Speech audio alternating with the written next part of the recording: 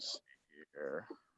Roll call. So we're missing Steffi Jones and Mike Quidell will not be here tonight. And then we still have to fill Karen Hardesty's position,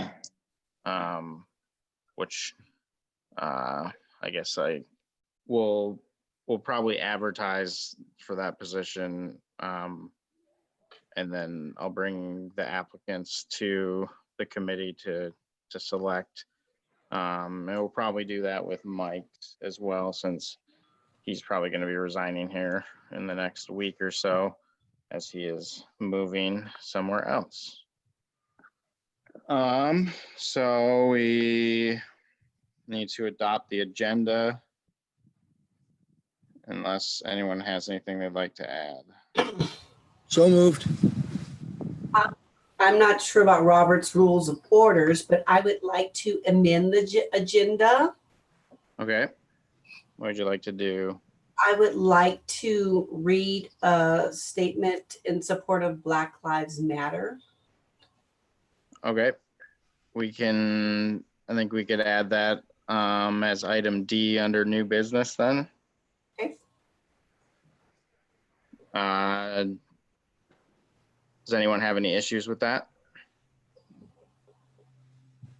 No. All right. We'll move to adopt the agenda as follows. All in favor? Aye. Anyone against? Seeing none. All right. So first item of business was appointment of terms. Basically, I went back to the last meeting and kind of rewatched what we discussed. And there's a number of things discussed, from just me assigning people to people volunteering. And then, so I proposed to you guys, if anyone wanted to just volunteer for 3-year terms. And then Scott and Adam had previously suggested that they would be fine serving 2 years. That would give them a 3-year, and then we'd need 1 volunteer for 2. And then, we can basically, whoever we bring in here for the remainder of this year, we could probably just have them be a 1-year term, and they can obviously reapply then after the next year. Like the last person that would also get a 1-year term. So I don't know if we have anyone who wanted to volunteer at all. I'll volunteer for a 2-year. Okay. And Brian had sent me an email saying he would volunteer for a 3-year term. I'll do 3 also. I'll go for 2 if you need it. We would need, well, we already got Scott and Adam, Mike as 2, and would you be willing to just do 3? Sure, why not? Okay. And I'll do 3. Okay. Can you hear me? Okay. And then Elise, are you comfortable with a 1-year? Sure. Obviously, you're more than welcome after this term to reapply if you want. At that point, then it would be, a 3-year. Obviously, these are not like hard commitments. Everyone, is free to leave if they need to. Obviously, we would like commitment so we can continue to move things forward. Okay, so I'm going to make a motion then that Sonia Volt, Brian Cope, and Mike DeVolio will be appointed the 3-year terms, with Scott Eubank, Adam Tullis, and Kim Harris as the 2-year terms, and then Elise Rylander as the remaining 1-year term, with the 2 positions to be filled doing the 1-year term as well. I'll second that motion. All right. Any discussion? All right, call the question. Everyone in favor? Looks like anyone against? No one against. So therefore, motion passes. All right. And so the big thing I had said I wanted to discuss tonight was the annual draft survey. Obviously, it's a pretty main part of creating a long range plan, gathering community input, and the concept of this one, was to be done on an annual basis. And so I really wanted to focus on the content of the survey tonight. Last time we talked kind of briefly about content and format, as well as timing. And timing and stuff like that is kind of part of agenda item further down the line here. And so I had sent out just a little bit ago, and I didn't expect anyone to necessarily read this, but I embedded a bunch of comments and did some strike throughs and stuff into the draft survey that we've all been provided, to kind of give some comments and feedback of my own on it. And so I think, the big thing for me is, and I think we've touched on this a little bit, is I think we should try to whittle it down to 2 pages so that we can have one sheet of paper front and back for the survey. I think that would be ideal. Just that saves on additional printing costs and paper, as well as labor for stuffing envelopes. And, I went through and kind of struck out some things. Some things seem redundant a little bit. Some things I'm not sure we should include in the survey or not. So I kind of wanted to try to spark some discussion on that.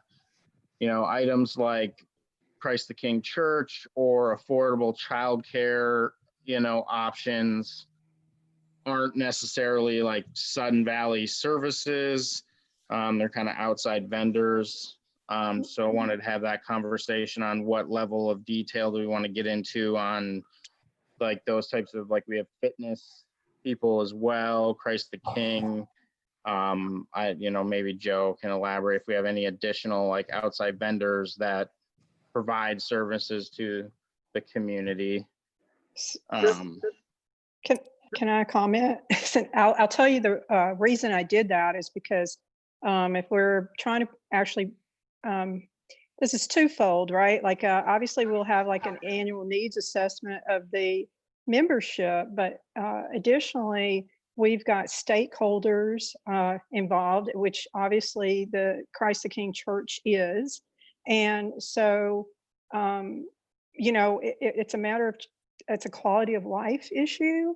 So when we're talking about community planning, it just seemed really important to include those things, just like even feedback on the library, feedback on, any of the outside stakeholders that are involved. It seems to me that we should include something about them and some feedback because, well, for instance, Christ the King actually pays rent, just the same as El Agave pays rent. So it seems like that we want some feedback, not only directly from them, but from the community about them. That was my logic of why I included that. It's just, that makes me think, is El Agave in there in the survey? I think it was in there. Is it? Oh, okay. It was under the use section, like that, trying to gather use. They say, have you visited El Agave? I feel like if we have one, we have the other. If we don't have one, we don't have the other. Okay, that makes sense. I wonder if we might put the tenants, if you will, the renters, like Christ the King or El Agave, in a separate section and label it as such. Yeah, and I know we had previously talked about maybe this list gets itemized. And so one of the things I was thinking of is we kind of have like our chapters of this proposed framework that we're looking at, potentially voting on and using tonight, maybe it could follow those chapters, or maybe it's just simpler than that and we just kind of lump things into categories, like here's services, here's facilities, here's, and break them out some way like that.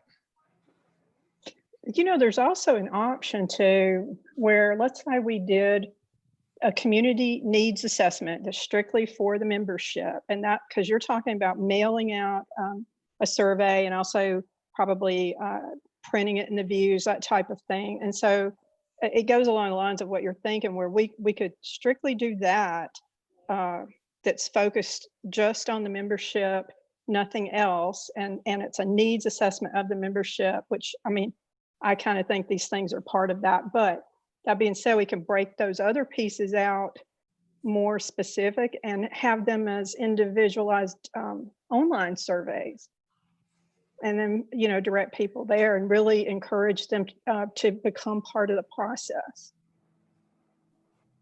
I don't know, it's just a thought. Ideally that sounds great, but to some extent, we have talked about survey fatigue before, and whether or not the community will keep doing, survey after survey.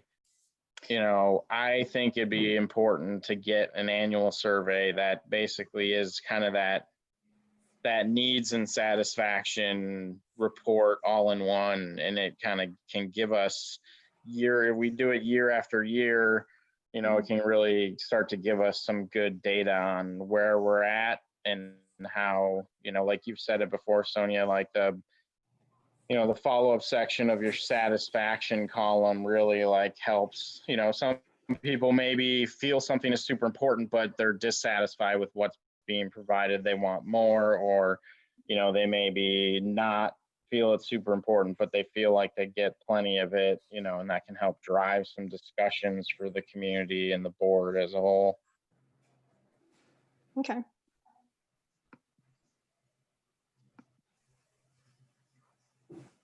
I agree about survey fatigue and trying to at least keep it kind of one and done. Sure. So just to address that, so I've been kind of talking with Joshua Bowens, because we're going to have to work closely with the communications committee about launching this and kind of launching this long range planning, and try to start getting the community participating in it and in the process. And so other cities, not that we're a city, but they've successfully launched these campaigns to where they do numerous surveys throughout the year, and a lot of them are more focused. Let's say the marina wanted a specific survey, then people that really wanted to comment on that and direct planning on that marina have the ability to go in there and participate.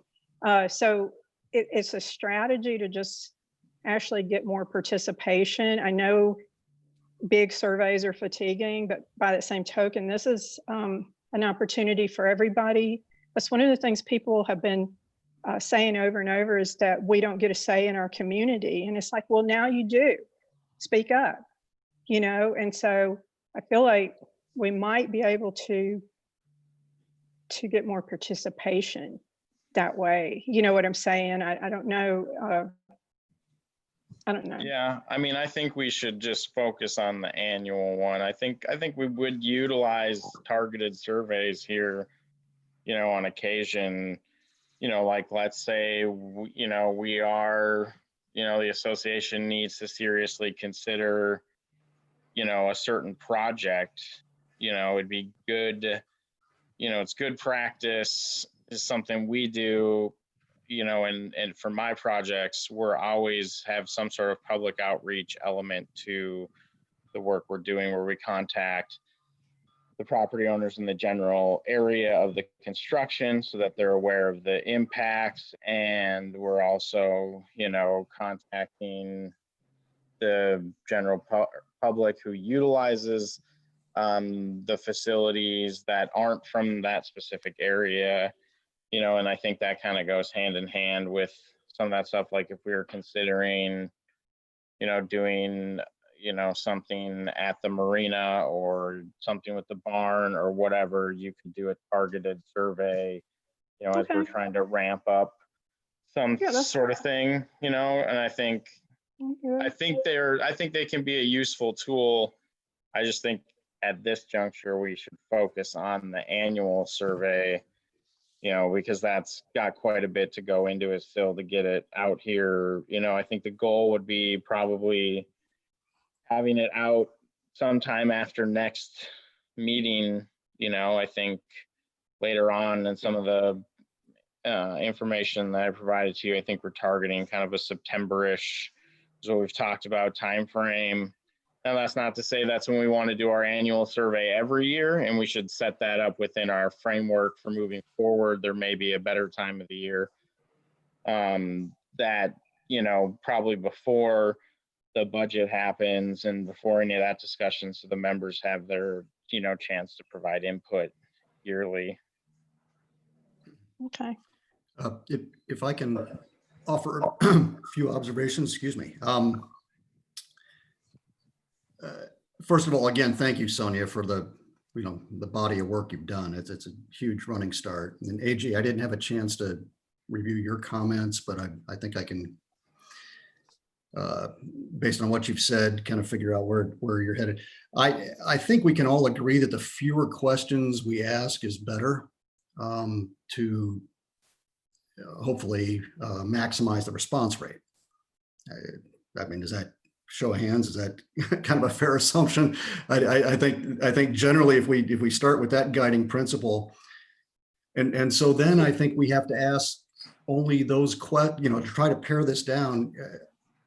We have to ask only the questions that really drive policy. In other words, that we really value the answers and I mean, that's for our purposes. So, questions about, Christ the King or the American Disabilities Act, the ADA is what it is. Yeah, whether, what our membership thinks of it or doesn't think of it, it really doesn't matter. And it's really not going to shape, as I see it, things going forward. So I think if we kind of keep these things in mind, fewer is better, answers that really we value, and we're on a pretty aggressive timeline to blow this out over the next couple months, which you can divide in half.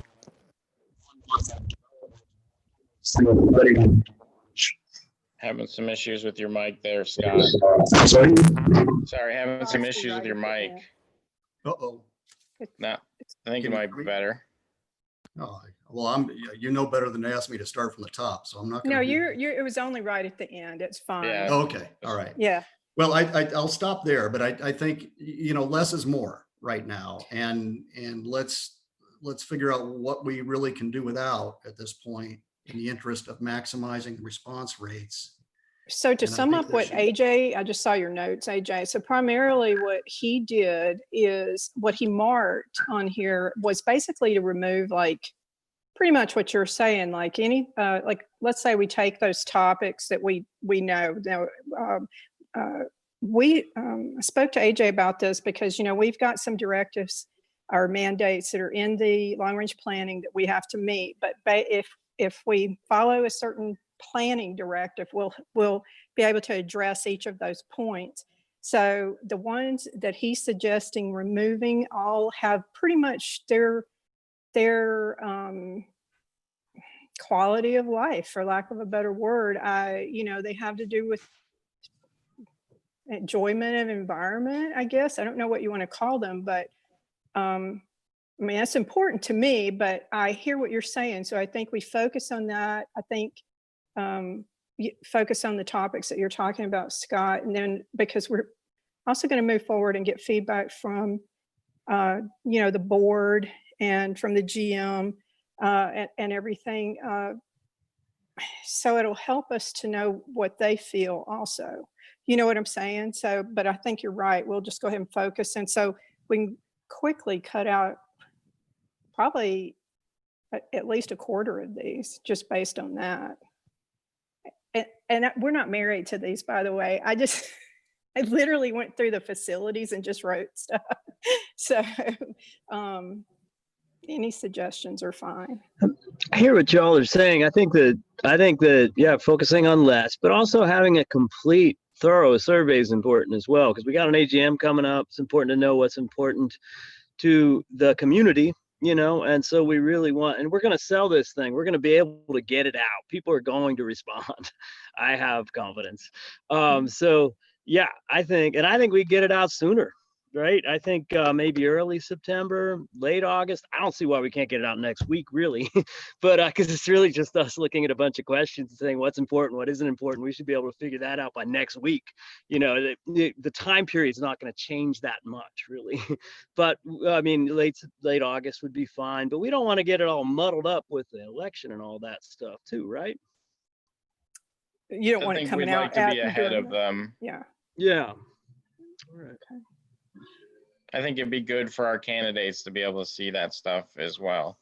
Well, why don't Yeah, I think so. how about I make this suggestion then, just for the sake of efficiency for tonight, right? Is why don't we do it both ways? Why don't we have a category that's strictly talking about the deliverables, basically, that what we know we have to the categories, the themes that we need to deliver on, and then we can have that quality of life. I really don't know what we want to call that, but we can do those questions separate and then make that decision later, right? Like once we've kind of got all of it together and we've got a good idea of what are we looking at. Does that sound fair enough? That way we can move through that and just start working on these other questions or topics real quick. Yeah, I think Adam's I've got a couple. putting his hand up. Probably just Okay. a couple quick. Yeah, okay. One, I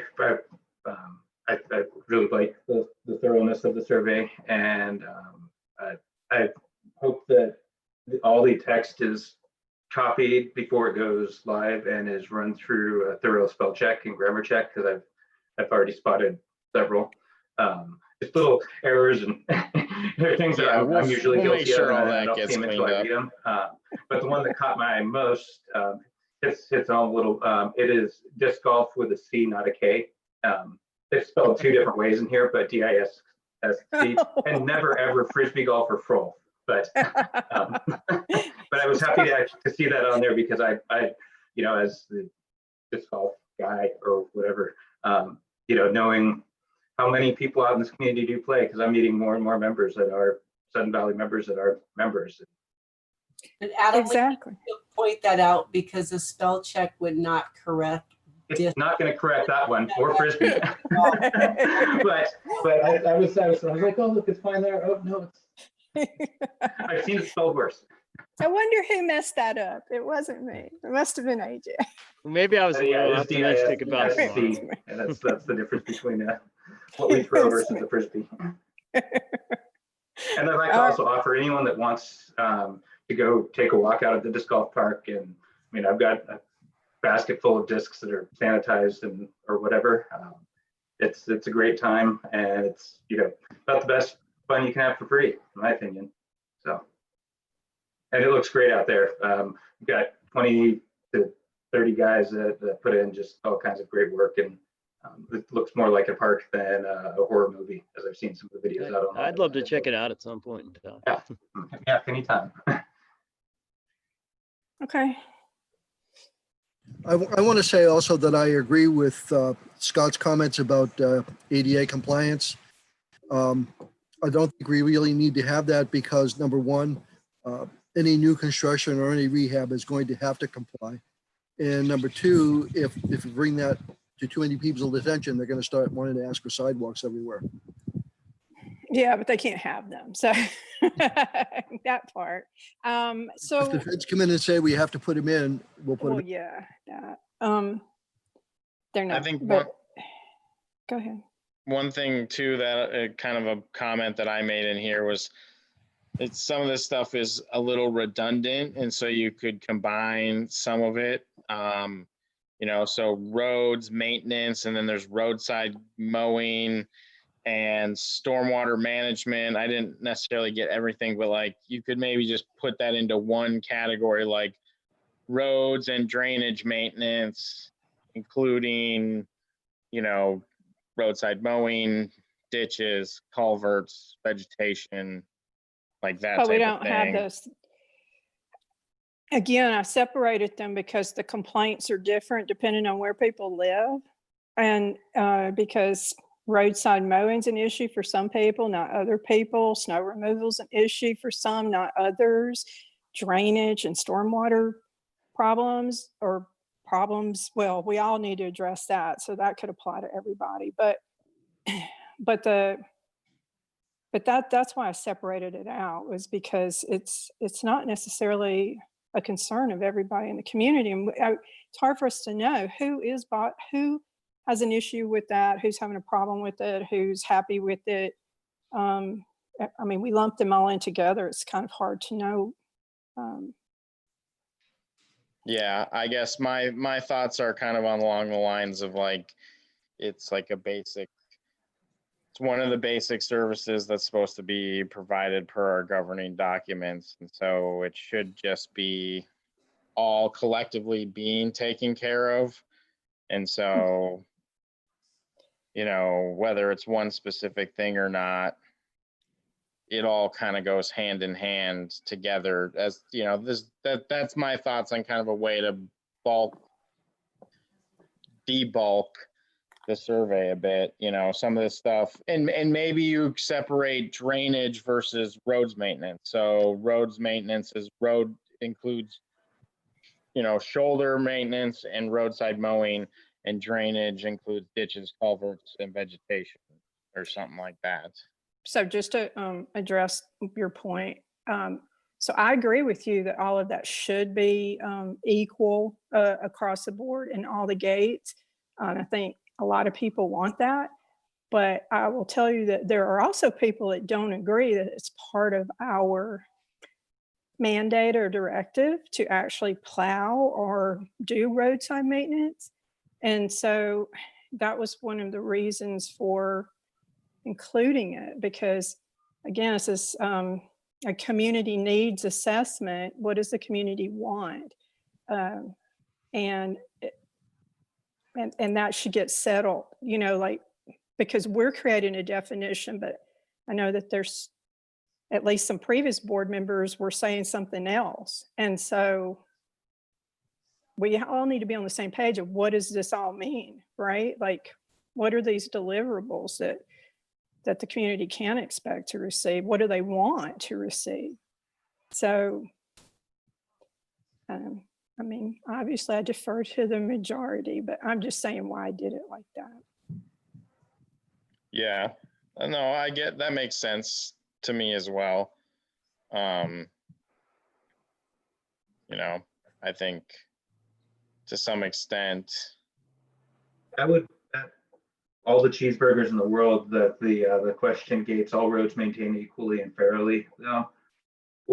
I couldn't think of anybody that owns a house out here that would vote that as not important. And you know, maybe the satisfaction would be a little bit more key of a thing, but I mean, well, maybe that would be the question, because if you've got like, you know, like it's very important to everyone, but you've got a low satisfaction rate, that right there will answer pretty much all of it, probably. And it almost seems like that goes in a separate category, because I mean, and like I said, I don't think anybody would think that the roads being maintained fairly and equally is not important.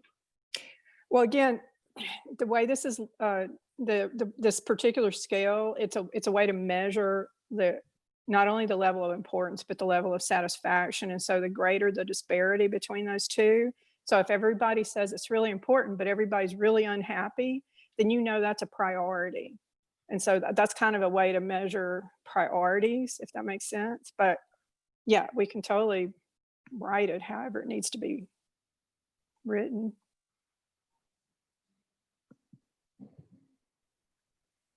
Yeah, my thought is that's really specific, and in my eyes, it's like a given. Whether it's happening in practice or not is one thing, but it's like, it's a given that it should occur.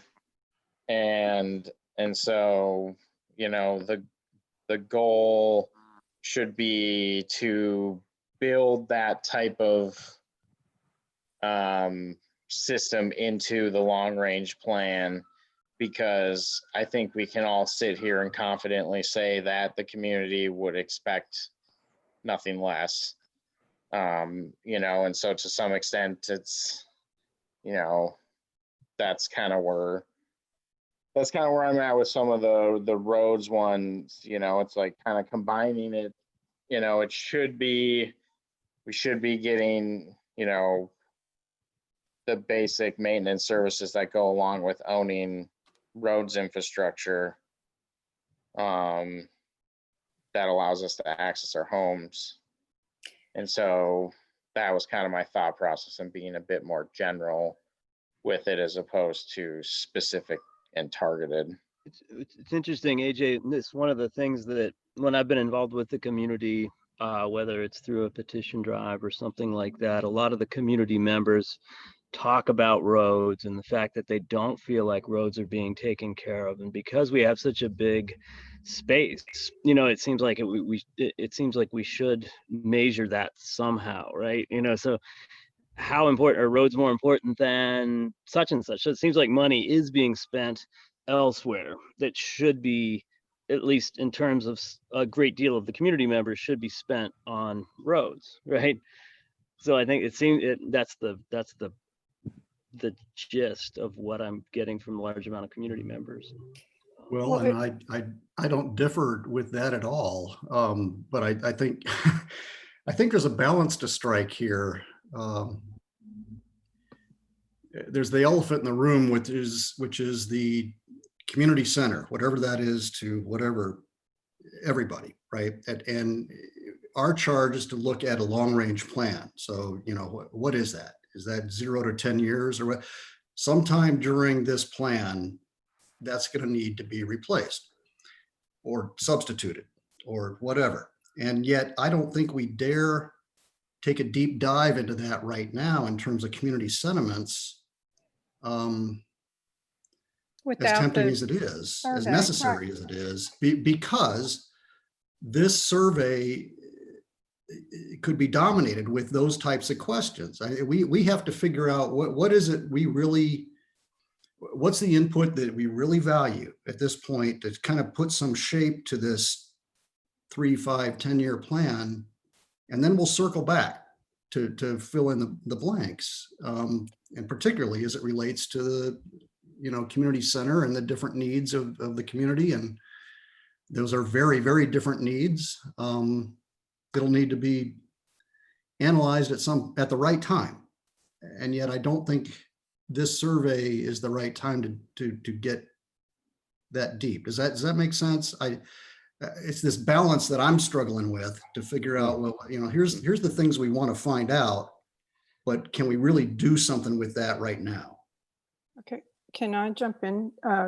So AJ, I almost feel like we should jump ahead to the framework structure, and kind of discuss those points, and then it would actually address Adam and Scott and your concerns and issues, and I think it'd help us be a little more focused on this. Is that okay? I mean, I know it's out of order from the agenda, but I almost feel like, because we're getting kind of in the weeds and everything, but the thing is, we aren't just even though it says long range planning, this is actually a strategic plan, because we know that the last long range plan was actually put into place in 2003, 2004. The way it was written, it's not achievable, and currently nothing follows it. So for all practical purposes, we're starting a new strategic plan. We're building a new framework so that we can ensure we're not trying to direct this. We're trying to ensure that we're achieving what the community wants and what we're required and mandated to do by law, et cetera. And so all of those components are pretty important. And so maybe that might help if we just go through that and make sure everybody's on the same page. Does that? Yeah, I mean, does anyone else have any major discussion points regarding the survey that they'd like to talk about? Well, one observation I would make is that there's a section called "In the last 12 months, have you ever?" And I'm not sure any of that's relevant. That's fine, because it kind of repeats, I hear what you're saying, it kind of repeats some of the stuff Yeah. in the other. And this may not actually even be, that's the other thing. Like once we get the list of questions, that might be the easier way to do it. We get our themes, for lack of a better word, basically, and then we categorize them, because at the end of the day in the plan, they're going to, like we're going to release these results and they'll be categorized. So we can make sure that we've categorized them and that we're satisfied with them. And then we can decide which ones work better as a, on a scale, and which ones may work better as an open-ended question. You know what I'm saying? Like, so there's some options there. And yeah, that it like I said, it was just a suggestion to get the juices flowing. It doesn't have to be like this. Yeah, agree with I mean, Mike on that. it could help drive some use statistics, but I think use statistics would be better served coming from the facility itself, and like staff developing that stuff, as opposed to a survey that's not necessarily encompassing. And who knows if the people who use that specific thing are taking the survey or vice versa. Well, as far as the usage go, we already track all that here. Yeah. Rounds of golf, pool usage, gym usages, we track all that already. We have all that. We also have marina usage as well. So that's all tracked. That's all tracked by us internally. We keep talking about getting a trail counter out at hole 1 at the disc golf course to see how many rounds are thrown. But So the easiest way, Adam, to do that is throw a trail cam. Yeah, throw a that's trail what I was just cam. saying. Yeah, just put it up there and check it every couple days, or you get a good enough one, you can get it linked right to your phone. Yeah, I think our DNR guy had one that he was using for there, and then using for to watch bikers go through a gate up on some of his lines he watches, and they stole it. So we're in the process of thinking of that, just because there's some, it'd be nice to put a camera, a trail cam in the parking lot too. Yeah. But Joe, do you also track long-term parking usage? What, Long-term parking usage, as far as where? gate 1, for example. Where in gate 1? I mean, we don't track. I mean, if somebody needs parking, i.e. I'll use a Winnebago or an RV or something, they get a 3-day pass from us. We just issue those out. If there's an issue with parking, as far as an area or something, you just need to let us know, and then we can go in and address it and see if it's actually Sudden Valley property or if it's on their property. Well, this is clearly Sudden Valley property, and over the last several weeks, I've actually done my own survey of the long-term parking there. And sorry, AJ, I'm getting off track. Let's just send Joe an email. Yeah, thank you. Yeah, send me an email and give me the exact location so I can go look at it. Will do. So I guess I think at this point, a major thing is we're all in agreement that we're going to parse down this first importance and satisfaction list. And we also want to kind of categorize them by some sort of, different categories, amenities, facilities, whatever those be, we can work on that. And then it sounds like maybe we're all in kind of agreement that maybe the the have you used in the last 12 months, you know, since staff tracks some of that usage data or a lot of it, and you know, it maybe that section, I still kind of like the idea of like, you know, satisfaction rating with your contact with the board of directors and staff. You know, I think we just leave it more general, like with board of directors, with staff. You know, I think those would be good for the board. And me in particular, I'd like to see like how people, you know, feel their interactions have gone with us.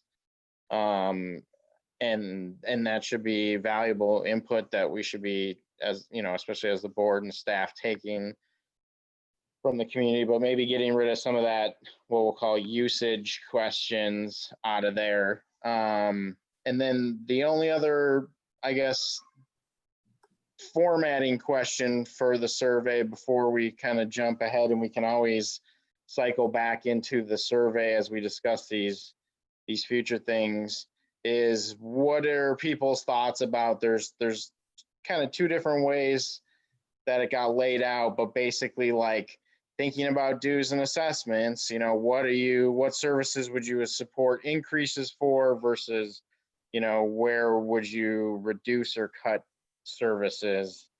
You know, what are people's general thoughts on that type of category being included in the survey? Basically, I think we're all in agreement, the first section, and then the usage area, you know, we're all kind of in agreement. I think that maybe we don't need a lot of that data.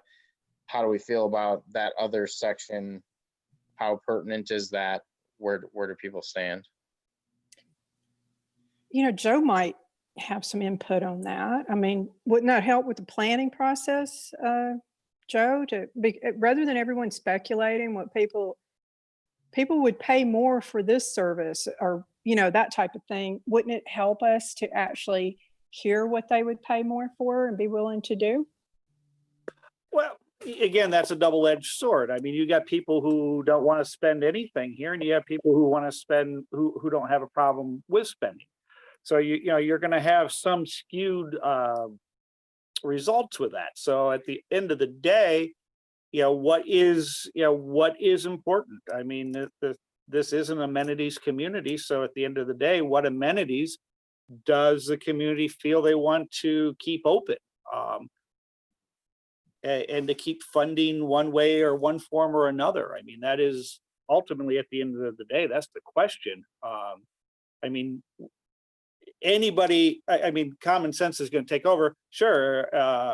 Yeah, if we cut this, yeah, I don't want to pay for dues. That's human nature. But at the end of the day, everybody kind of bought into an HOA and the things that go along with that.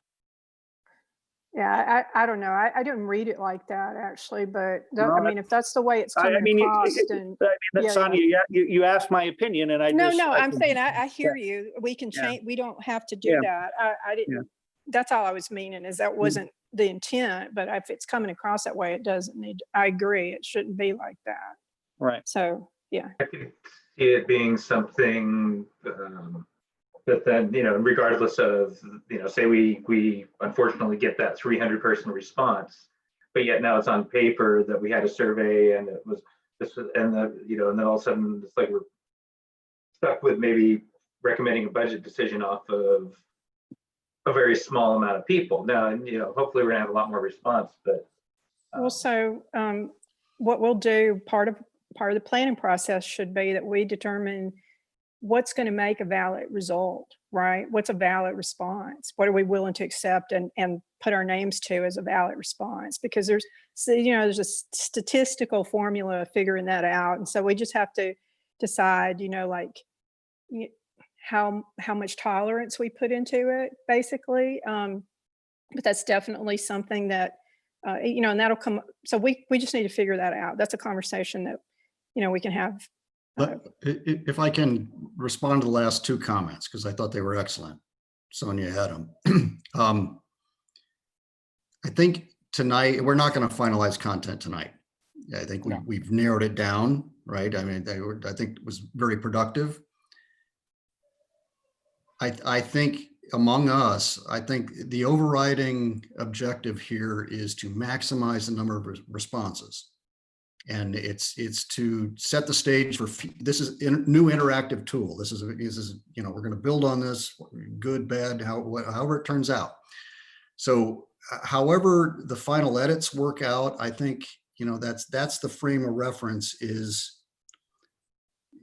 how do we best engage the community and hope for the best responses. And I wish I could be more optimistic than I am, Adam. I don't think you're far off, right? But the other is, do we want it?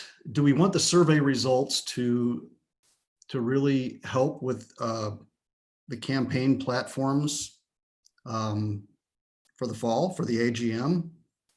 I think the answer is probably, right? Why not take this opportunity to help the candidates, to help everybody before the real election season hits? You know, I think our timing is good. We discussed this last meeting. I think should be a push to get this out September at the latest, so that whoever's running for the board has the benefit of the results, as you mentioned earlier, AJ.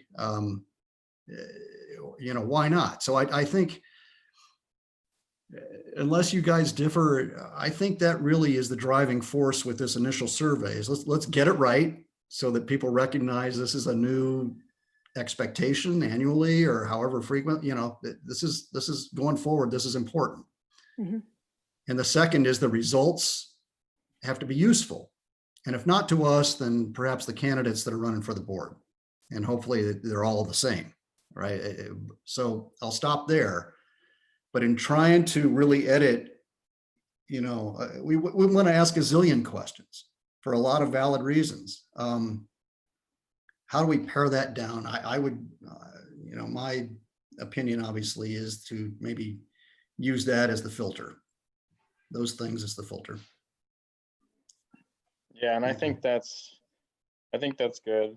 I think we're at a pretty good spot then of how we can pare this down, you know, and I think we can just make some edits based on the conversation we had here. One thing, going back to that, you know, would you pay more? Would you reduce? You know, these things, you know, we talked about focus surveys, maybe that type of questioning and line and train of thought is captured through some sort of, you know, online targeted survey or something like that. That's another thought that popped into my head as far as, you know, how we structure this thing. Yep. AJ, quick question. I noticed on your edit to the survey, you crossed out tennis courts. So the ones that are crossed out in blue have text that go with them. And I kind of made some comments with it. I wasn't sure if all of our courts were tennis courts. I thought I'd heard we had some racquetball courts or squash courts or something. Pickleball, I think, right? Pickleball. Nope. Hold on. No. Nope. We have tennis courts. What I would recommend is when we go and do them, we take a couple courts, and you don't have to necessarily turn them into true pickleball courts. They can still be tennis courts, but you paint the lines so you can do either or. So you double up a couple courts to save a little bit of money, and you get to get more usage out of them. That's what Bellingham did before they did a major conversion. They got some great pickleball now. Yep.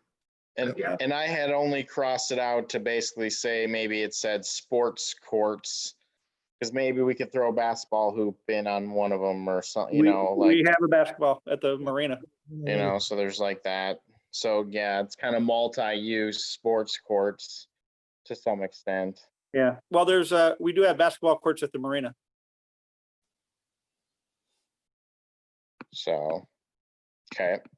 That was just, yeah, a few of those I had kind of crossed out and wrote like replace it with this, or just to spark a discussion. Although I'm seeing it's not really easy to see where. I think if we jump ahead though, I think if we kind of walk through that framework real fast, I think then things will start to fall in place a little bit easier, I think, as far as these lines of questions and what we're focused on, the focus areas. Yeah, That might I make don't, it easier. I don't think we have a whole lot. I don't know, Okay. correct me if I'm wrong, anyone, but I don't think anyone has a whole lot more discussion on the survey itself. I think we need to kind of parse it down, rework it, and then we'll send it back to the committee for kind of a final look over, and we'll create over the next couple weeks, we'll create that final draft of that we can then, you know, share with the other committees and staff and gather some input from those other stakeholders on whether there's anything that they think would be pertinent to add to it. Okay. Okay. All right, so moving on. So I had talked with Sonia, Kim, and Brian after the last meeting. It seems like, you know, we have to start figuring out the framework we're going to use and the format we're going to adhere to as a committee. So, you know, Kim had talked at the last meeting about timelines and, you know, and trying to create that overarching plan so we have objectives and things and milestones to hit. And Sonia has been stressing about kind of the framework of how we structure this document and stuff. And so I asked Kim, Sonia, and Brian, and kind of created a planning task force to kind of create the framework and suggest the framework that we would use as we build this document, and then kind of putting together some timelines and objectives, and then helping us just kind of plan our process as a group. Because inevitably, as we witness when we start to dive into this framework, there's going to be a number of components here. And so the committee is going to kind of have to break up into some groups to kind of work on some things, to do some upfront legwork to bring back to the committee, kind of like what just happened here. So I asked Sonia and Kim and Brian to put together kind of like the timeline and some objectives, and to think about and put together this framework of what we're going to actually fill out, for lack of a better way of saying that. But basically, this is just like the overarching structure that we will then populate as we get survey data and as we do some research into some of these various areas. And so that was kind of the goal of the planning task force, is to kind of build a plan for us to follow, create this document. And so, yeah, and that's kind of there. And then we can move on to the long range community plan framework, is an item Sonia brought forward. So I'm gonna let her take the lead on that. Okay.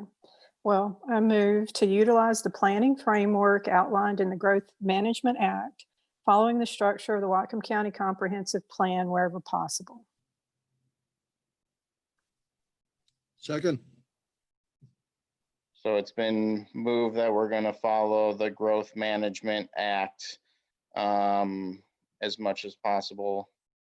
And so Sonia technically she can discuss or start the discussion on this, and then we can go through any questions anyone has and anything like that.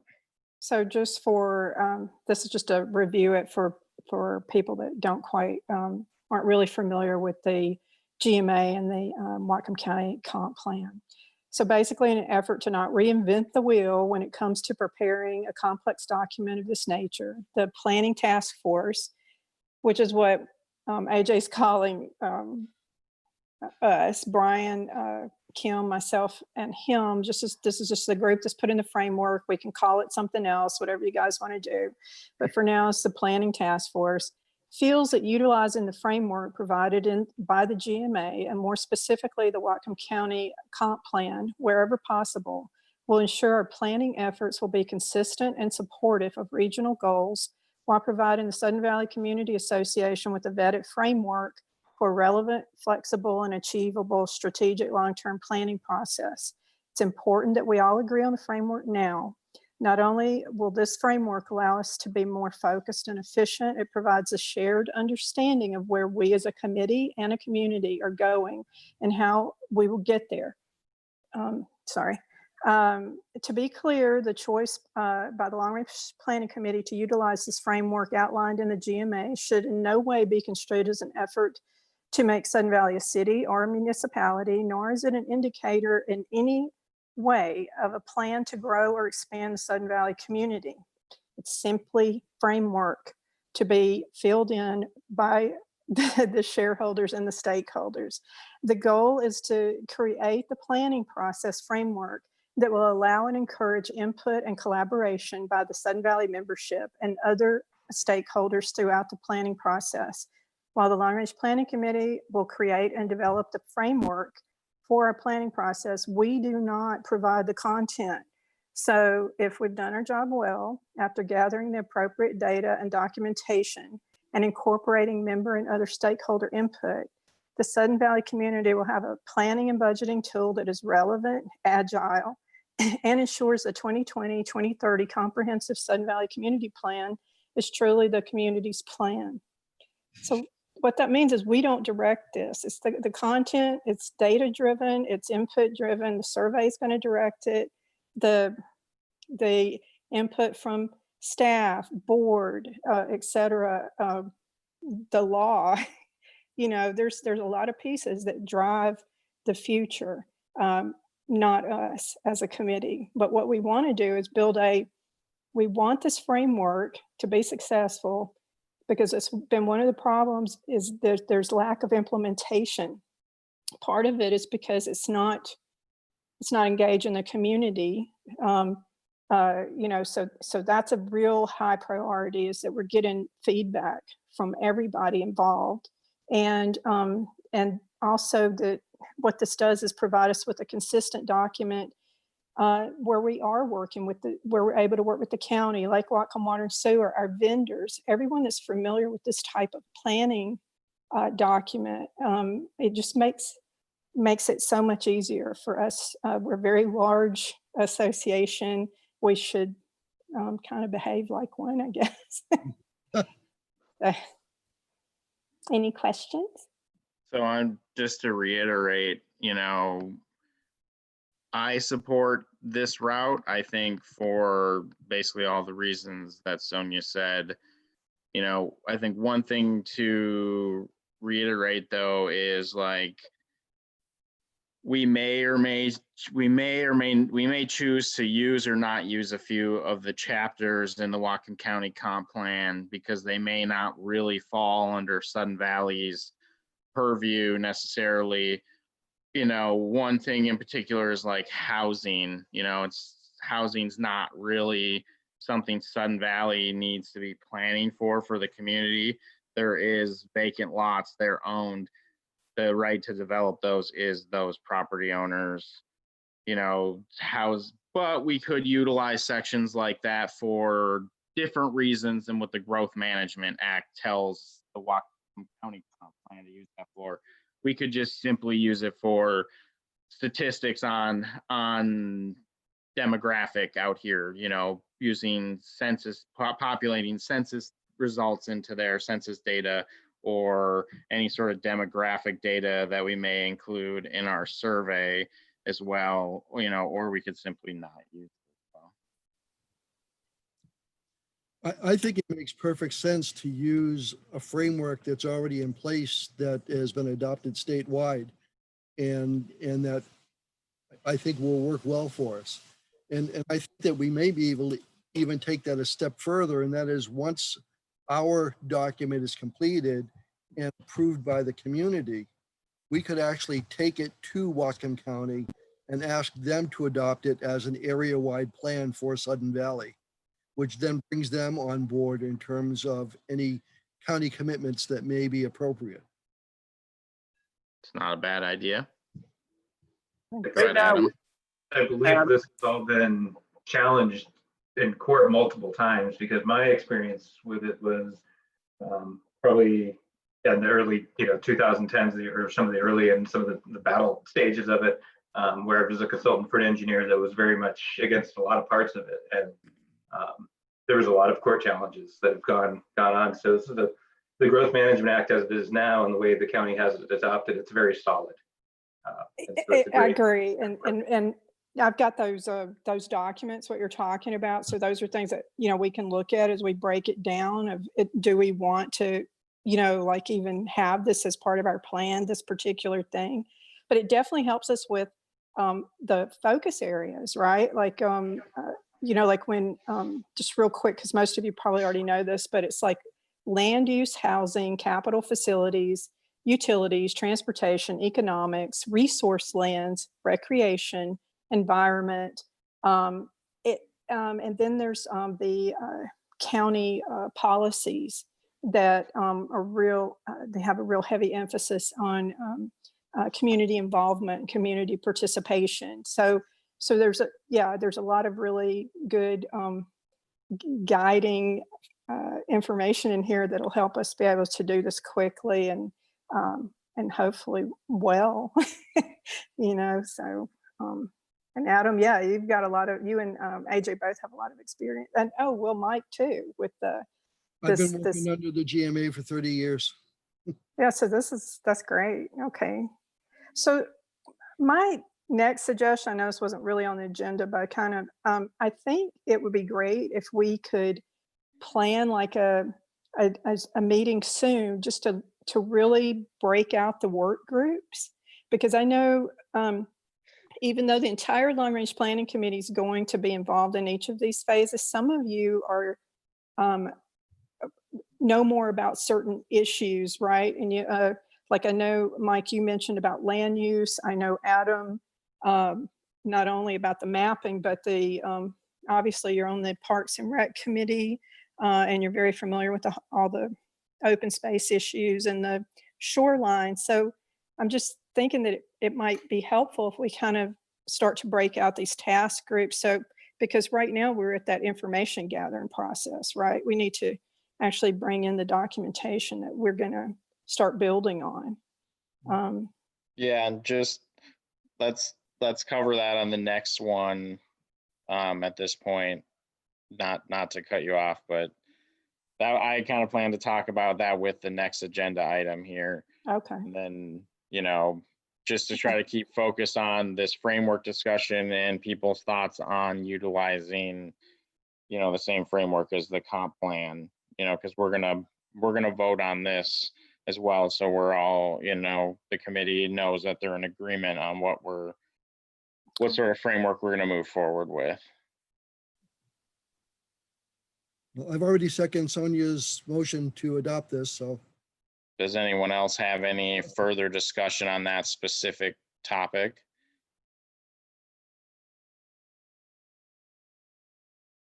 All right, well, I'll call the question then. The motion on the table was for the Long Range Planning Committee to utilize the Growth Management Act and the framework outlined in the Whatcom County Comprehensive Plan to build its strategic long-term plan. All those in favor? Aye. Any against? Nope. Let the record show the vote was unanimous. The vote was unanimous. So Thank you, Sonia. I think that's a big step, is deciding on that framework. I had kind of, last couple meetings submitted just like that real rough partial page outline. And, it's hard to kind of wrap your head around what all is included in these elements. And I think the language, if you look at the document that was provided there, the language outlined in those growth management, the orange sections, can really help you understand what sort of things we would be looking at. And then obviously we're not a city or a county, so we have some differences. And so common sense will have to dictate that some things may not apply to us. And then, so to move forward then, the planning process timeline and objectives. So there was a couple documents that I'd sent you guys in relation to this, and it's kind of outlining what Sonia just talked about a brief second ago when I cut her off. You know, our work task groups and what we're going to try to accomplish to start to fill in and populate these various sections of the framework, you know, as well as other items that, you know, we need to start looking at and thinking about doing moving forward, you know, incorporating like survey, reaching out to the other committees and staff on that, you know, going and starting to develop task groups or work groups for the various sections. And so I don't have any like formal vote on this. I think these documents are all fairly kind of fluid, and we're gonna be, you know, things will get done sooner, things will get done later. You know, some things may take longer to get through, you know, so we'll be kind of adjusting these documents as we go, but they provide a good starting point of let's start some boxes we need to start checking as we move forward, and just kind of giving us some milestones and some timelines to hit. And so I don't know if Kim or Sonia or Brian has anything they want to say about these documents at this point, or if there's any major discussion, we can just move forward with that. So the only thing about these is just obviously they're draft documents. They're, you know, so they're nothing set in stone. We know that we're moving forward, and guys, please don't hesitate, because this is a, you know, it's all of us doing this. I just I tend to like putting documents together. So you know, it's just something I kind of do because it helps me to be more organized. So please don't think that that means that that's set in stone. If you've got suggestions or you think something else will work better, you know, just say it and I can change it.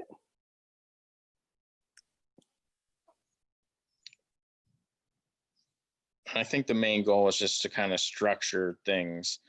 And so the one big thing to think about is, you know, looking at the you know, the document provided from the last agenda item, you know, in relation to what sections we're going to have in our long range plan. You know, we need people to start thinking about, you know, what areas, you know, if you have areas of expertise in certain things, that's great. We would love to be able to utilize that. You know, if you have areas of interest and things like that, you know, as Sonia mentioned, Adam's obviously on the Parks and Trails Committee. Maybe that section is something that committee works through and works on, and we use Adam as our liaison, you know, between the two, and that's something we don't have to necessarily develop like a full-on work group for. We can solicit that information that we want and have Adam bring that to the Parks Committee and put it on the agenda and discuss that things, and then they can work through that, and we can bring that back to our committee then, and we can try to Or do vice that versa, as much. because the Parks Committee is definitely will have items to ask us as well. Yeah, and so I think, you know, as much Sonia's talked about this, as much collaboration with all of our stakeholders as possible. You know, and some of this stuff we can bring before Emergency Preparedness Committee, you know, and Communications Committee and Finance Committee, and obviously the board as a whole should be involved in kind of all of it. You know, but we can ask these committees to help us in these specific areas and stuff like that. And then obviously I think we're going to be utilizing staff, you know, a good amount as well. And then there may be some additional resources, either pulling information from either the state or the county or whatever, if need be. What would be helpful for me if we put names around those groups, the different groups, so we can step forward. If we, you know, title, you know, the groups in each stage of the planning, if that makes sense. Like, we need a group to work on the questions. We need a group to work on you know, just kind of drill down on what each specific subgroup task force would be.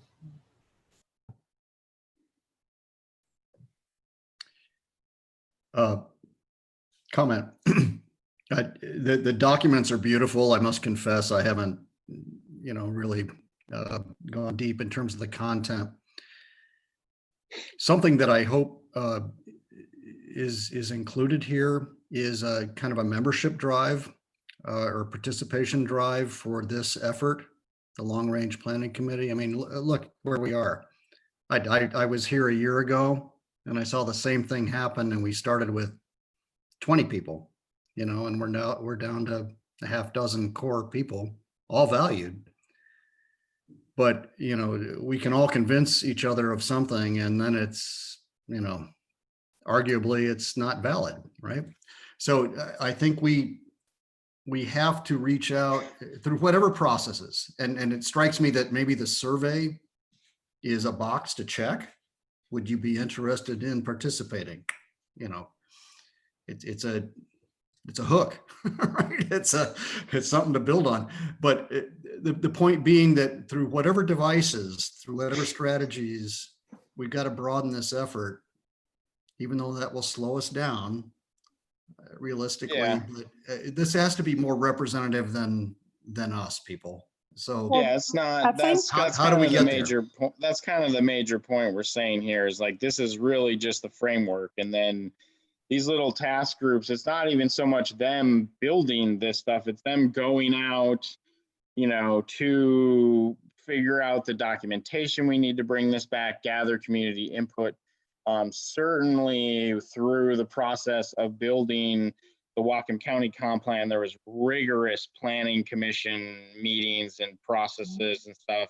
We will certainly be having town halls and stuff to gather input, into this planning document process, as well as the survey. I think that's something I do quite a bit for work, public outreach meetings, running that type of thing. I totally agree. I think we definitely will be doing that stuff.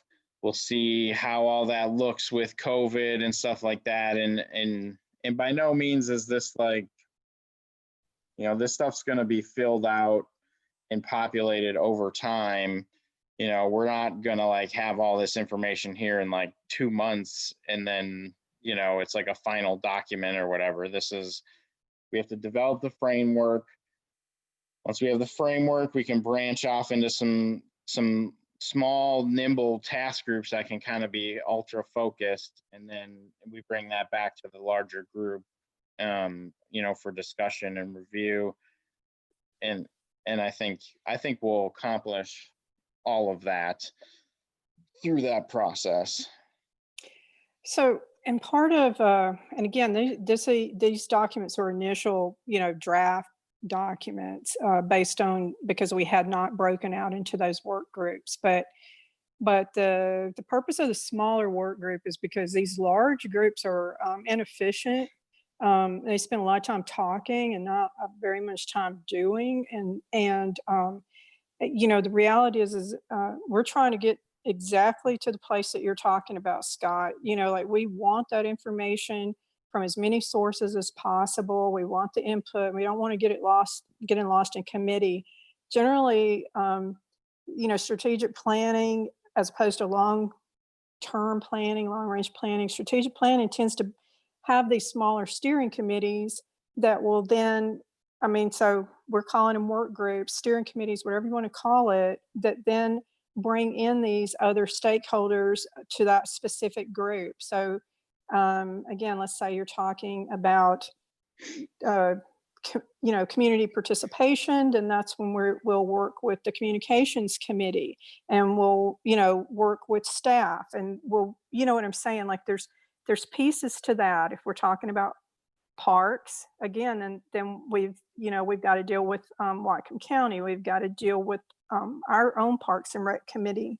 So there'll be like little focus groups, that let's say that work group will be working with to kind of help develop what's important into that area. and help then bring it back to the larger committee, the larger long range planning committee, who actually puts it all together. If that makes sense.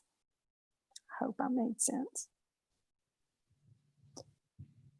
I just I know that those, what I've watched, Scott, over the last couple, every time that there's been these, I have all that documentation from those long range planning committees, and then their subgroups, and they'll do a lot of work, but it takes a long time. It's cumbersome, and then some really key information gets lost or just disappears, and it's hard for the community. You know, right? What we want is community participation. We want staff participation. You know, we want committee-wide participation. We want the county to want this.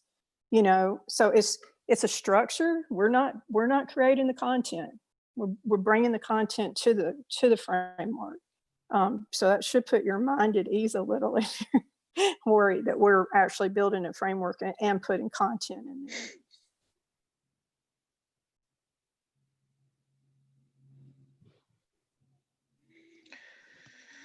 Yeah, so I think at this point, you know, I think we need to kind of brainstorm. You know, we have these specific chapters that we're going to be utilizing in this framework now that we've adopted. And so, you know, which of those chapters do people have some expertise they could lend towards, or just a passion towards?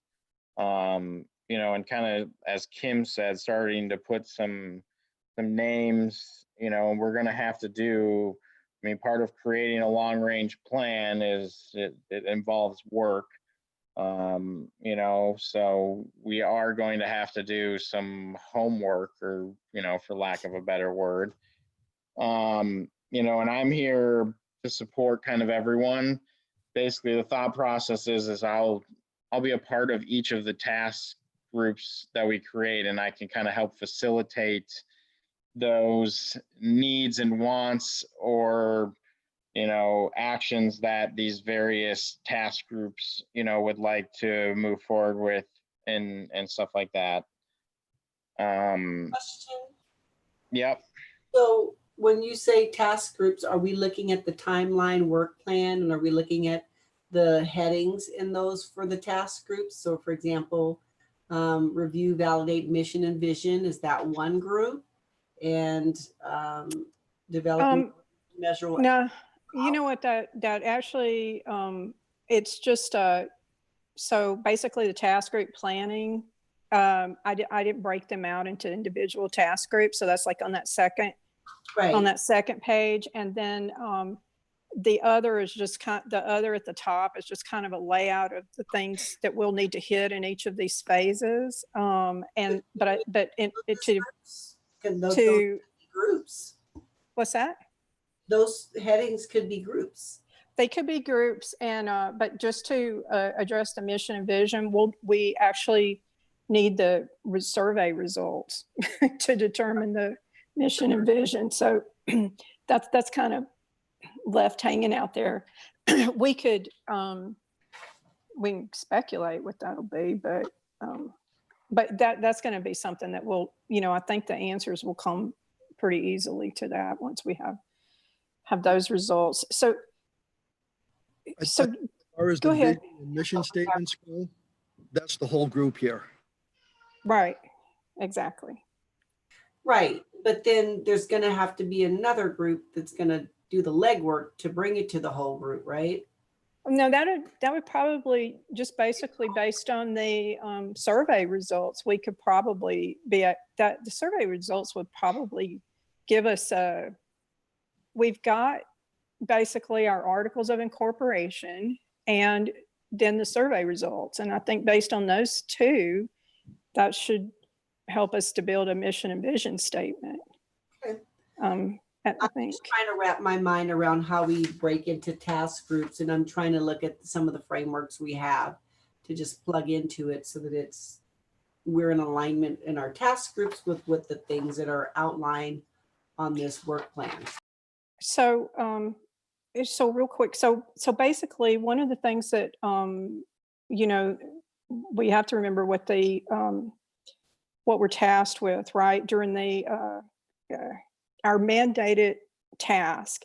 And so AJ actually, we had talked about this when we were talking about the comp plan, and he was saying basically those categories, those should be a guiding factor, and as we build the comp plan, you know, our comprehensive plan. So what we probably should be looking at is the land use, you know, the breakdown as the county breaks down the comp plan. So we've got the land use, capital facilities, economics. You know, some of these can be combined: resource land, recreation, environment. Those could potentially be one thing.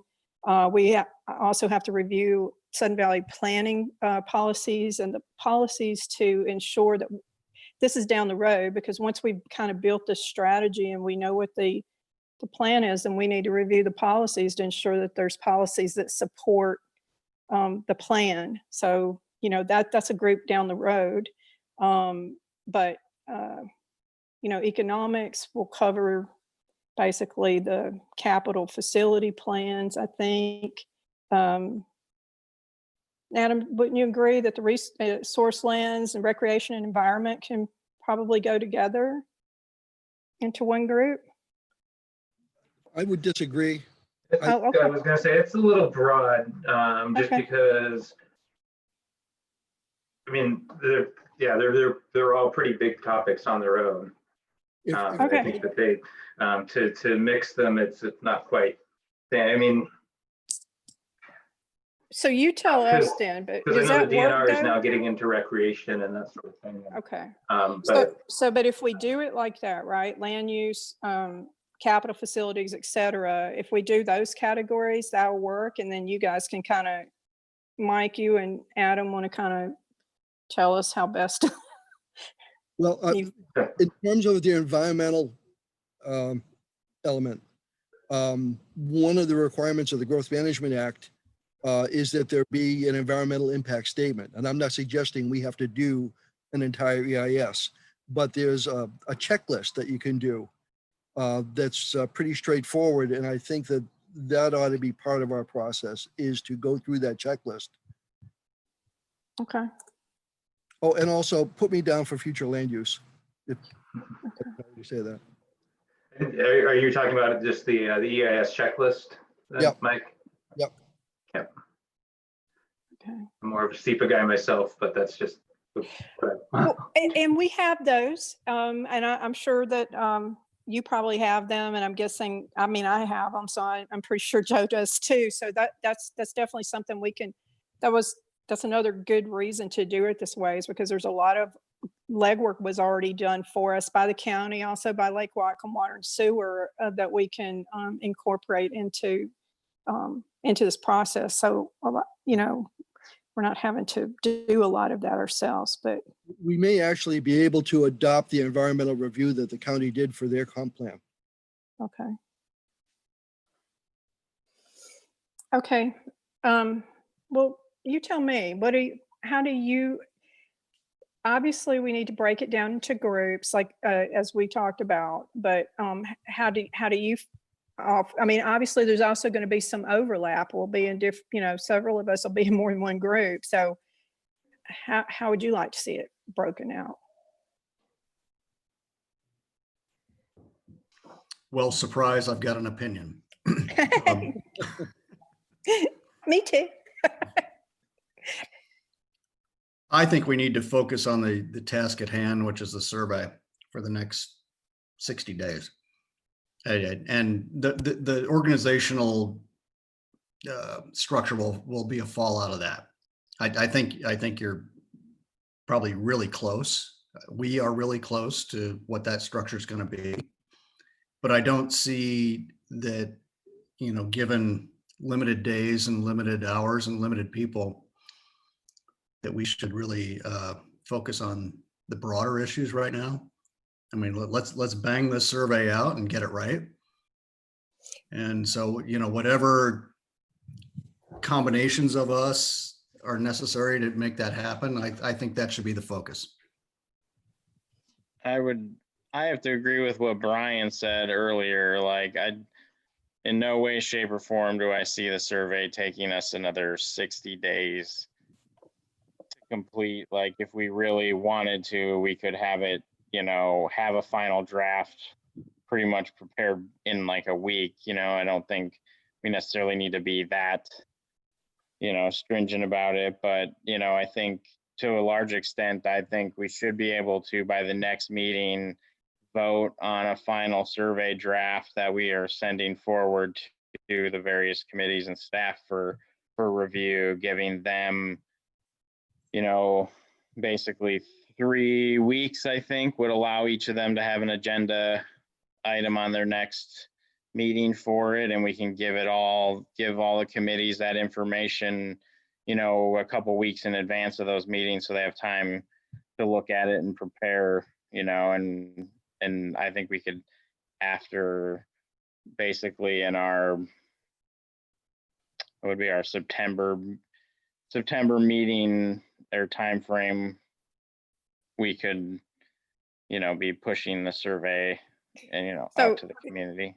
Yeah, we'll just need to pretty quickly determine a date so that we can get it to the communications committee so that they can start promoting it and creating like the page on the Sudden Valley website for long range planning and everything. So if we could absolutely concur, but I think of equal or maybe even greater importance is, the kind of stuff that Elise was touching on in the last meeting. I mean, presentation is everything.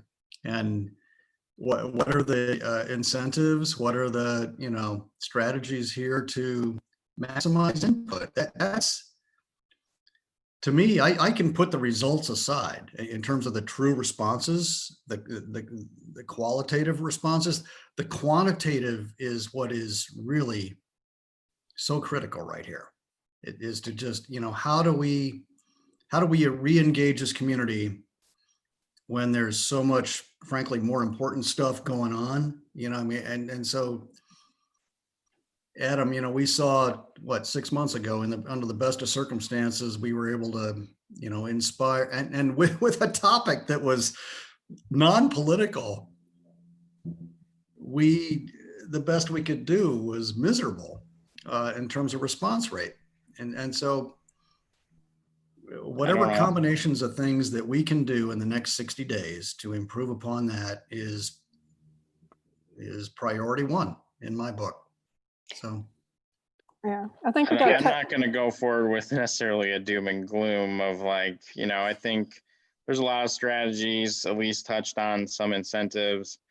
We're prepared to be standing out at the FERS and at the gates, shaking signs, telling people to go take the survey. We've had a pretty successful movement of reaching out and getting the community to be involved, and I guess I'm confident that we can parlay that energy, into these surveys as well. Sorry, go ahead, Joe. I think you're going to say something. Yeah, I mean, the survey that we put out last time, it was driven for the health, safety, welfare of the community, so that when it comes winter, I had the ability to know of some needs and stuff of the community, and it was a very dismal turnout, and it was only geared for that, just so I had an idea of the safety for the community. I'll just say, as someone who works for government, people don't like to tell people that if any of that stuff a lot of times. Where you're not necessarily a government official, Joe, but it's a similar concept, and a lot of people just don't. They want nothing to do with you, and they want you to stay the F away from them. And but at the end of the day, as the GM here, I got to find a way so that I could help. If God forbid something happened, the health, safety, welfare for them. I don't want to see anybody get hurt or have something happen to them. Stubborn. So They can be stubborn. Here's the thing. That's exactly what we're talking about doing here, because part of the problem is exactly what AJ's saying. There's been a lack of trust, so there's a lack of participation. So what we're talking about doing is building something here that isn't driven by us. It's not driven by a board. It's strictly driven by input from the community members and outside stakeholders, so and they get that's a smaller piece, obviously. But the reality is that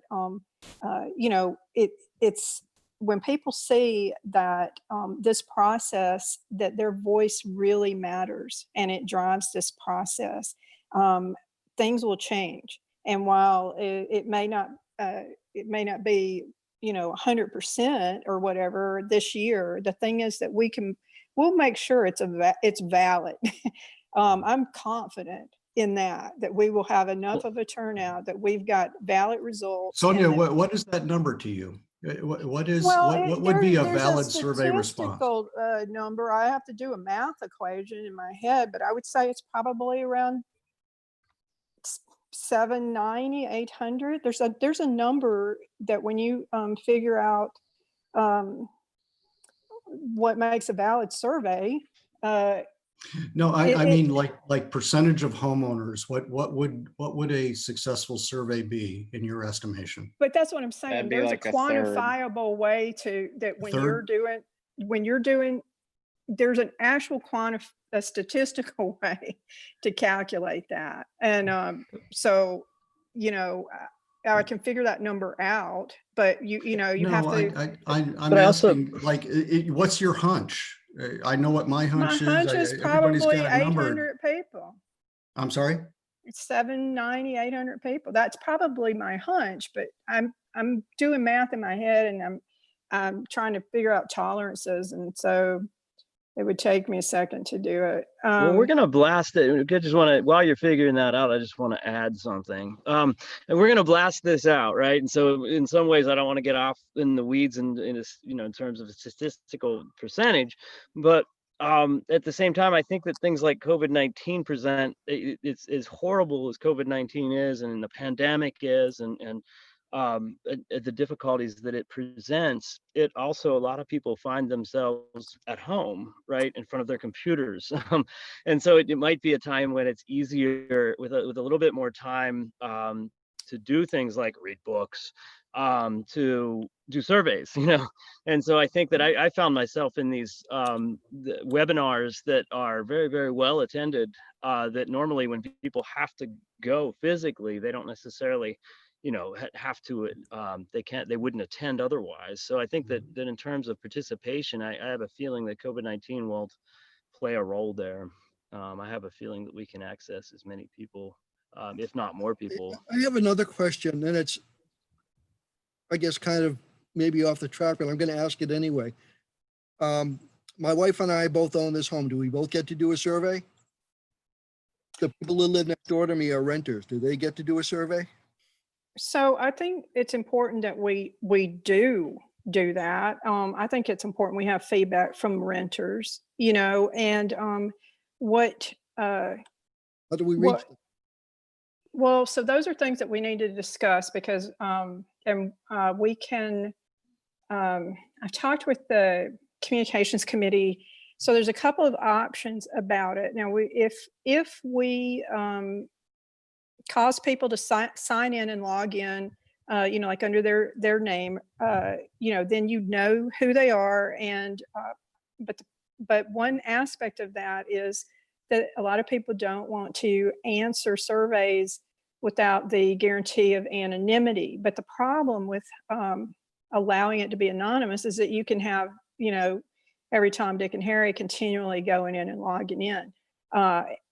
Even if you put parameters based on IP addresses, we all live in the same area, so that really doesn't work.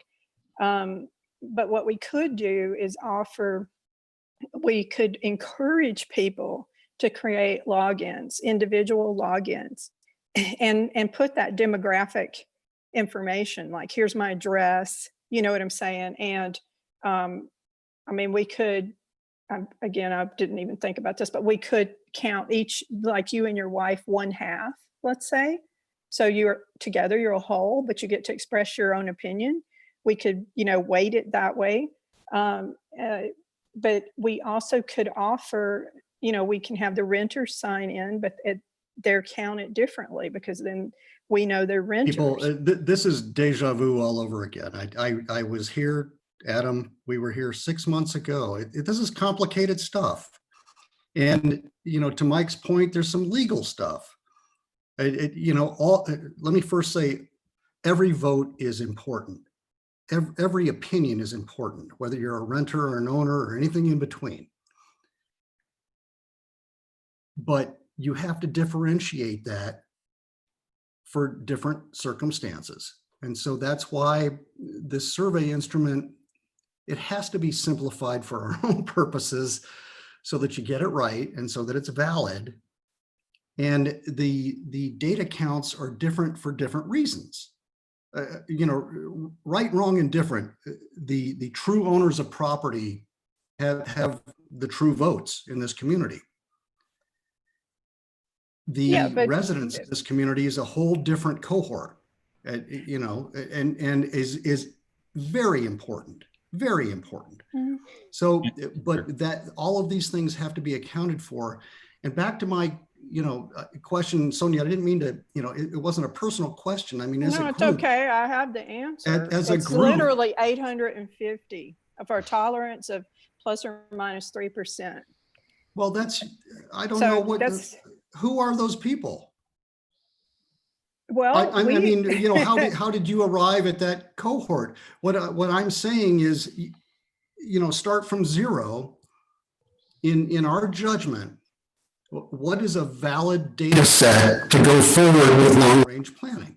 We're all going to have different opinions of what that number is, but I would hope that we can improve upon 15% of the residents of this community respond to this survey. And that's where we were. Back to Joe, we went to considerable effort, and there were a lot of smart people involved in this, and that the response was disappointing, for I'm sure many of the reasons that you have described. But whatever the results are, we have to maximize the results. And so I hate to be circular about, my opinions here, but whatever combination of things we go forward with tonight has got to be for that lone purpose, is let's just figure out how to engage people that now in the COVID age, the new Sudden Valley, digital age, which, by the way, keep in mind the last survey was 20 years ago. This is the way it is, people, going forward. And so how do we engage you? And that to me is our driver. So whatever we do with that in the next 60 days, so that we can get a survey out in September. So we feel pretty confident. I mean, you actually, in this particular long range planning group, you've got a couple of people that have turned out over 700 signatures on 2 separate petitions. And I'd just like to throw out too, I moved here in 2017. I started going to board meetings almost immediately, not all of them.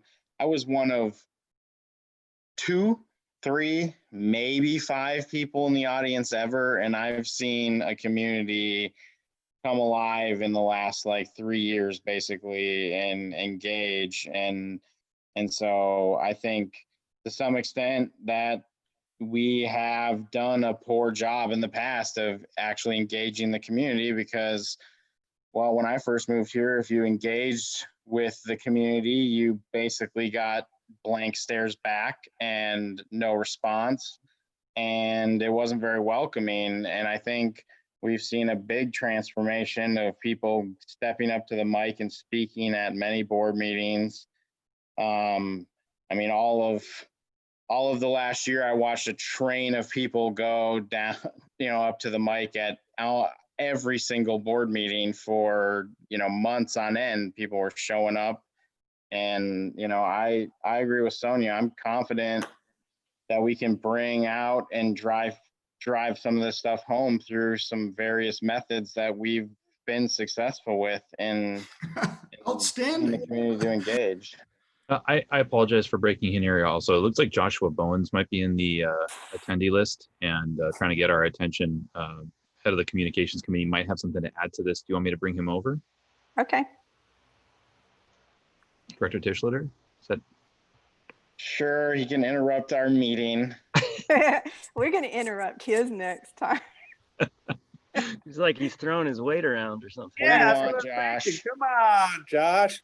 Can you guys hear me? Yep. All right.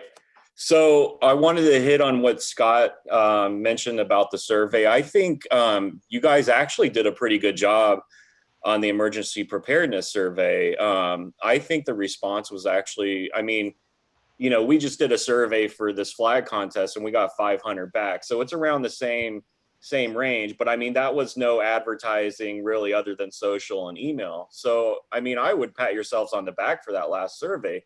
There's some things that we have changed. I talked to John and John made a change for the URL. So now we have a redirect on the URL. So it's not a long survey monkey URL. And, you know, this is one thing that I thought about is when you see those notifications at the board, at the gate entrances, you know, it's like, take our survey, but go to this URL that you're never going to remember, right?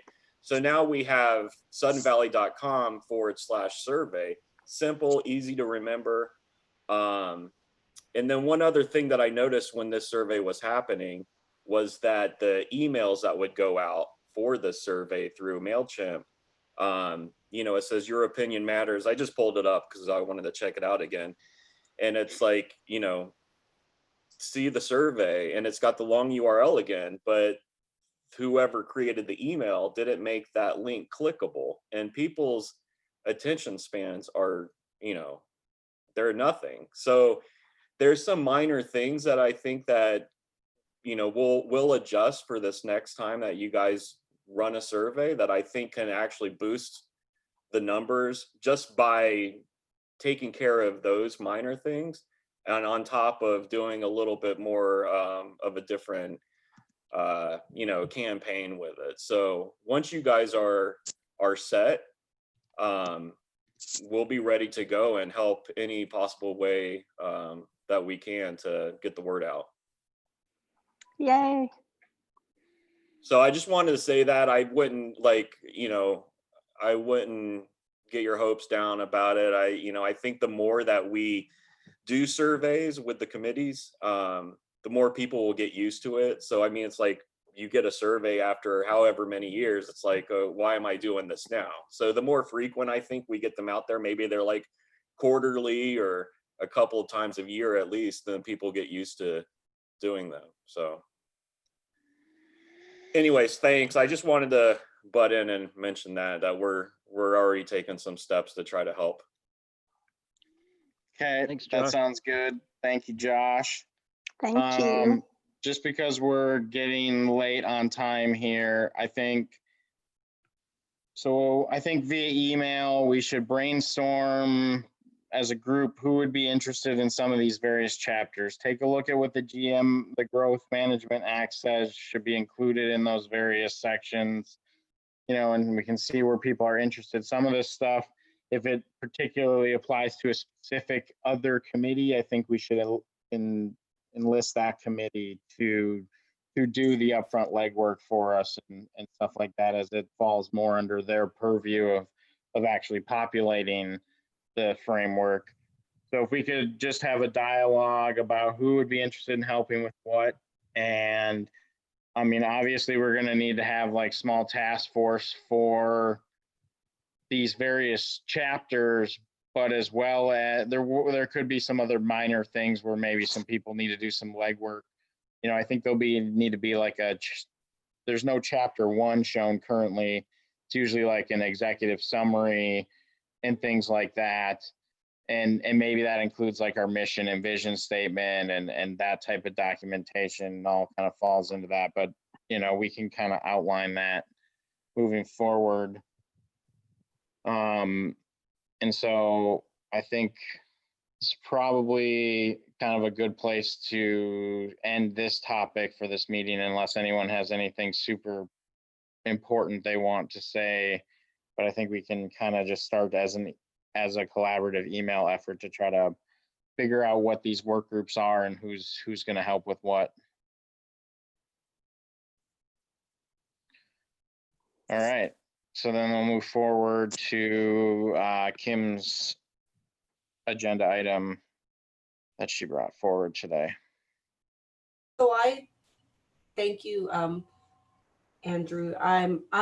In light of all that's been going on in our world and our nation with the national protests regarding the death in March, I believe, of George Floyd, I thought it was important to make a statement about a commitment to Black Lives Matter and anti-police brutality. So I wrote a statement that I would like to read for the sake of our committee. And I would like to just have folks acknowledge whether or not they support this statement, just as a courtesy to what's going on in our national society and our world. So the statement reads, the Long Range Planning Committee is dismayed about unacceptable police brutality among African Americans in the United States, such as the recent murders of George Floyd in Minneapolis and Manuel Ellis of Tacoma, Washington. We grieve the loss of their lives along with countless others in a similar manner, like Ahmaud Arbery and Breonna Taylor. Our heartfelt condolences to their families and every other family who has had to endure pain from similar atrocities. These biased actions are systemic and have plagued our society for generations and have culminated in a global movement of protests condemning police brutality and systemic racism. We, as the Long Range Planning Committee, aim to create a culture of respect, equality, and inclusiveness for all. We as a committee represent a wide range of human differences, personal experiences, and backgrounds, and stand for Black Lives Matter because the injustices that people of color face steal from all of us and humanity. The LRPC is committed to equity and inclusiveness for all. And so I would just like to ask for an acknowledgement for those here who agree with that statement to either raise your hand or say aye in support. Aye. Okay, so I support that fully. That was beautiful. thank you. Thank you, Kim. Thank you. Yeah, thanks. Thank you, Kim. Thanks. And I think, you know, what I hear Kim saying is like this, you know, equity and inclusiveness for all is, you know, needs to be a building block of our long range plan for our community. And I think that's important. And yes, fully support that statement. I think a portion of that statement would be suitable for use in part of our mission statement. That's Agreed. great. Yeah, that's wonderful. I agree as well. Yeah, Thanks, me too. Mike. All right. Does anyone else have anything else they'd like to say on that?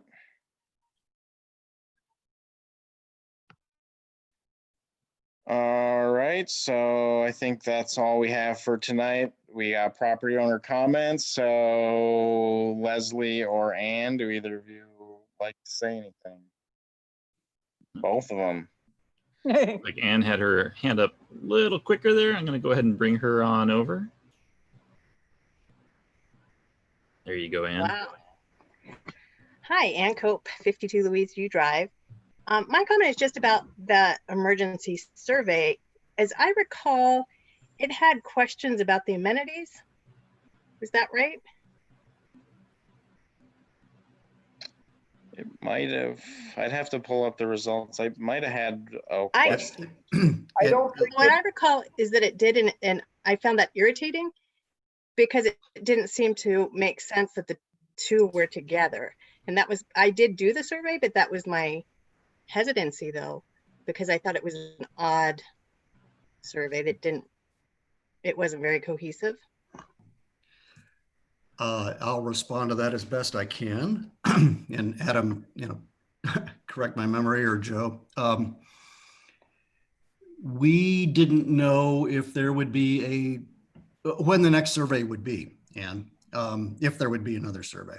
And so since the long range planning committee had suffered such attrition, at this point last year, we were trying to figure out, how do we inspire more interest in what we're doing? And so we figured out, right, wrong, and different, that it was an opportunity to, if you remember, it was the second part of the survey. It was an optional part of the survey. And I forget the specific questions, but it was bait. I mean, to be perfectly honest, it was bait. It was trying to figure out, all right, if they're interested in my opinion on these things, on these health, safety, welfare things, are they interested in my opinion on these other things? And so we were reluctant not to take that opportunity at that time, because we really honestly didn't know when the next survey would be. And so I think that's why the construct occurred. You're not the only one to criticize. It would seem to be a couple things that were out of context, but I'm trying to explain the origin of those last, I forget what it was, like a half dozen questions. That makes sense. But as somebody who got the survey, it did cause me pause. It's not, your reasoning makes sense, but I didn't have that reasoning when I received the survey. So understood. So, Yes.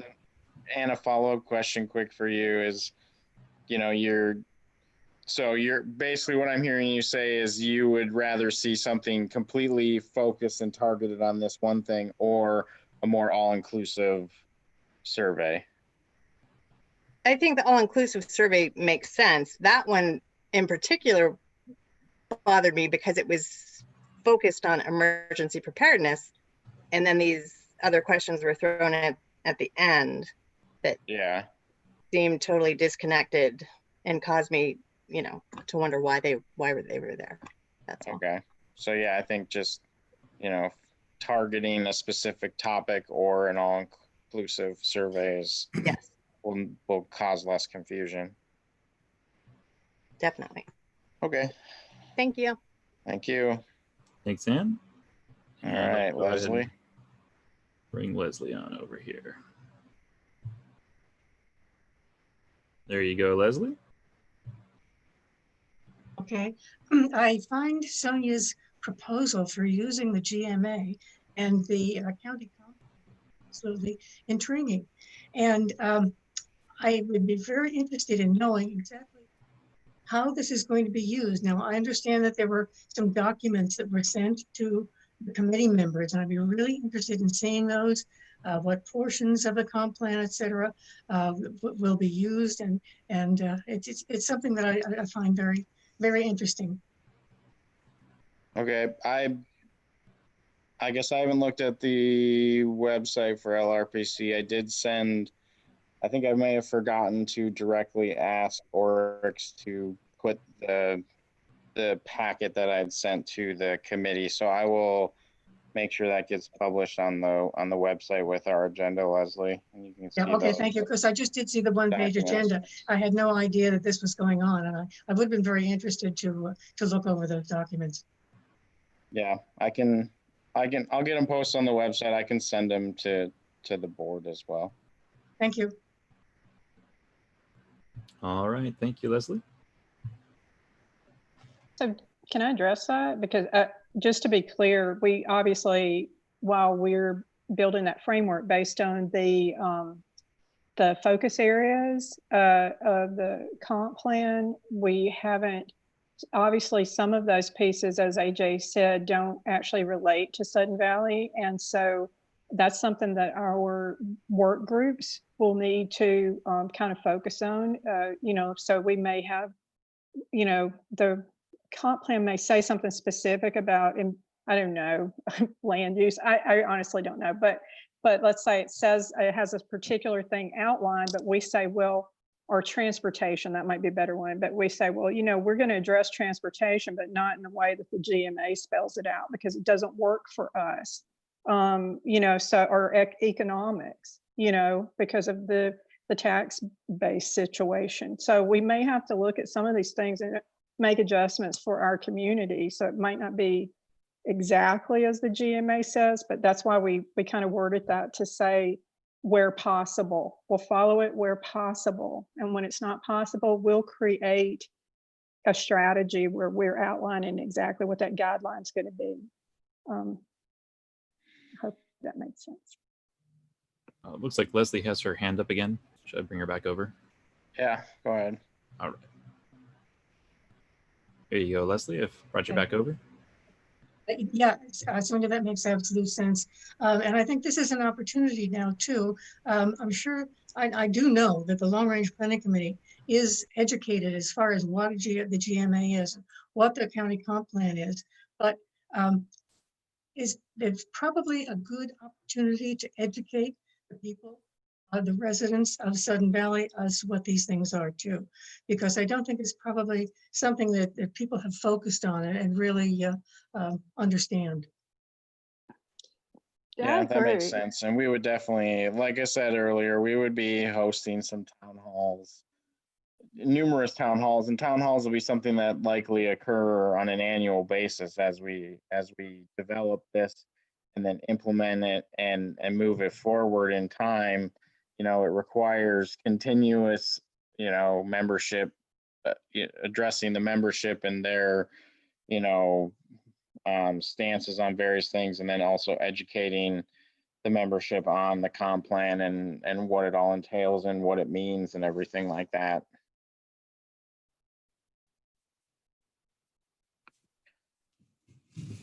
All right, Leslie, do you have anything else?